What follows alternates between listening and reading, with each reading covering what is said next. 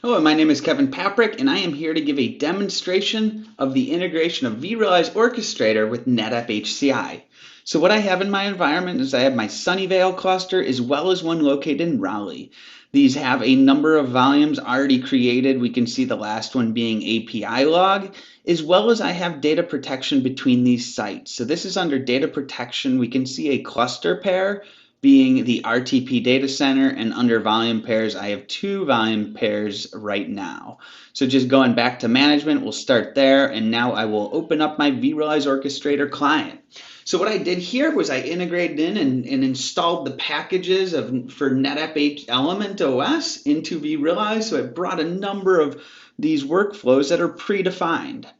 Now, just logging into workflows, I really haven't done anything else besides add in that SolidFire packages, but I do have 679 workflows. So instead of scanning through those, I'll just click and filter by NetApp SolidFire, so you can see these ones that are predefined out there. So one of these, we have anything from creating snapshots, creating volumes, taking, setting up replication, creating QoS. These are all out there. I will just do a very simple one here. I'm just going to click run on create snapshot to show that simplicity of what we can do. So the first step, and this is unmodified here, but I do have connections to multiple clusters already associated from running other commands, but I'll connect in here to my Sunnyvale cluster. Next is I do need to pull in a volume ID, so I'll just look at it here. I have 243 that we'll use. And then I could do a snapshot of a snapshot if I wanted to, but I'm not going to here, and instead I'll just give it a name. vRO snap 1, already cached. And then do you want to enable remote replication? So what that is saying is if you decide to replicate this volume, do you want to include this snapshot in your replication so it's on both sites? The other thing is do you want to keep this? What is your retention? And I'm going to just keep it forever. So I pressed run here, and that is done. So we see the start, middle, finish, and just clicking on the script that we did run this workflow, we can see what it did. Is it's calling the NetApp Element Snapshot module and creating it with the information that we provided.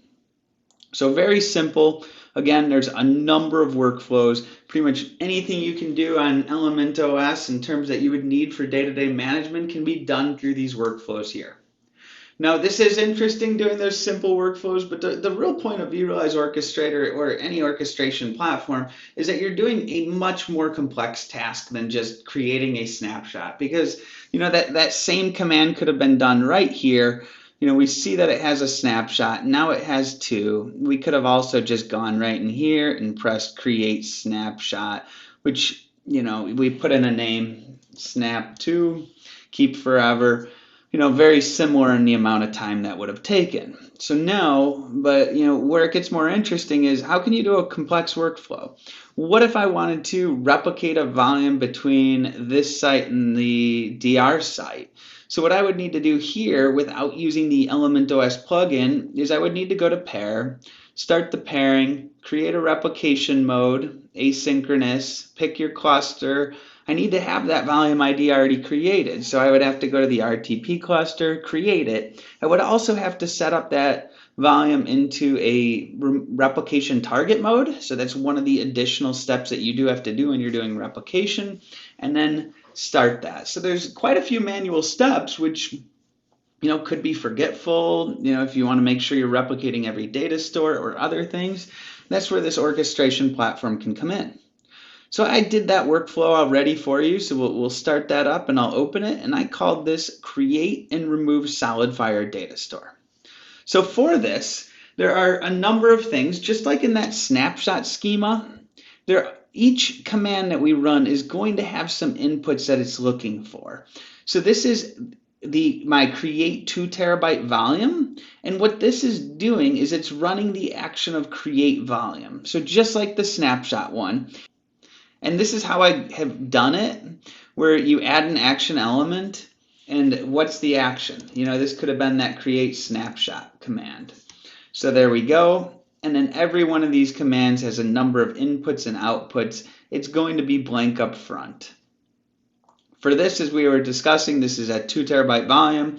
It's running that create volume command. And as we see here, there are a number of inputs that are required. What cluster do you want to connect to? I'm connecting to Sunnyvale. What is the name you want to provide? The account ID, the total size of the volume. Do you want to enable 512 emulation? What about QoS? And then do you want to output any results? So I have a number of these, and these could all be asked. We could have every one of these variables as an input, but instead I wanted to make this very simple. So I'm just, when we look at input outputs, I'm only asking two things. What volume name do you want to use, and do you want to replicate this volume? Then under variables is where I have these all defined for everything within this workflow. So just kind of going down here, we have the account ID. Every volume will be associated with an account. So I'm using that volume or account ID 1 on both on the source side. We can see other things here, such as what replication do you want to use? And I have the value as asynchronous. So I'm not going to ask, do you want to do asynchronous, snapshot based, or synchronous? We're just predefined as synchronous for this workflow. Other things that I have in here is, the 512 emulation. I have it for true. And then picking the QoS policy ID I want to use. Now, you also see here, though, there's some blank items. So such as replicate, this is a string, but because we're asking this in the input tab, we're not putting a value here. Another thing is what is the source volume and target volume? The source volume will get its name from the name we put it, but what about the target volume? So this is part of a scriptable task, which is why I don't have any information in here right now. Okay, going back to the top to run through this workflow. So now what we do, again, we have this create 2 terabyte volume, which has those inputs coming from the variables or ones that are asked, and then I'm outputting the result of it. And the reason to output that is now I want to convert the volume name and grab the volume ID. So just like with the snapshot command where we looked and we saw this was 243, I want to know the volume ID of the new volume that I just created. So this is not a predefined SolidFire workflow that was in the package, but instead I'm doing a scriptable task here to grab it. So we can see I'm grabbing that source volume ID from the result of the last one, converting it to a string, and then also giving the target volume name. So in case you are going to replicate, I'm doing this task early, but I'm going to take whatever the source volume name is and add target to it. Next, I want to, instead of using CHAP authentication, I prefer using access groups with IQNs. So I want to I'm adding that volume that we created into the NetApp HCI access group. Another thing that would have been manual if you did this through the UI. So this is making that connection, assigning the volume access group ID, and what volume you want to put in it or volumes. We're just adding the volume we created. So that did it here, and we are finished. Next, as I set this up for a demonstration environment, it's going to now know if you asked yes, I want to replicate, or no. So if I said no, it's just going to go and clean it up. It's going to wait up here until you're ready, and we'll clean up and reverse the process. So going through a quick example here, we'll do this first, vRO demo 1. And we are not going to replicate. We'll just hit run. And we can see it's already gone through all of these tasks, and we are waiting for input to clean it up. Going into Sunnyvale, doing a refresh here, we can see that volume has been created. So we are done, and it has the QoS policy ID of data store open, as well as being assigned the NetApp HCI access group. So very easy, one click to create this. Just thinking about it outside of the box, I could have added snapshots into it, adding a reoccurring snapshot schedule. So when I'm creating these volumes, they're also part of a schedule. I could have also integrated this to the whole VMware side to do a rescan on VMware and create it as a data store. Now for this though, I am done. So we'll just click answer and clean it up.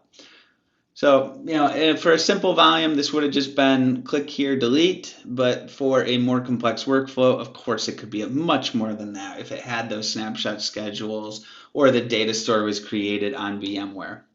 But doing a refresh, we can see that is all cleaned up now. Going back into this vRO client, I'm now going to finish discussing the rest of this workflow. So after creating this volume, going back to the top here, creating the volume, adding it to the access group, if you said, yes, I want to replicate, it will now go and create it on the target side.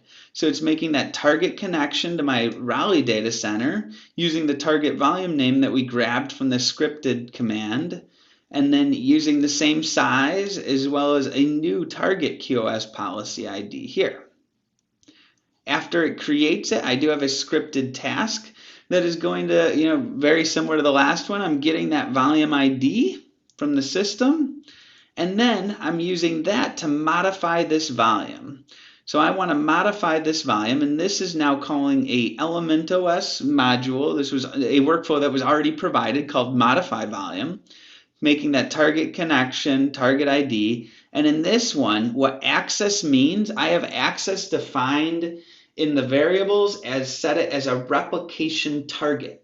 So what it's doing there is when you create a volume, it will be in read-only or read-write mode, read-write by default. You need to edit it if you wanted to make it a replication target. So I'm doing that here.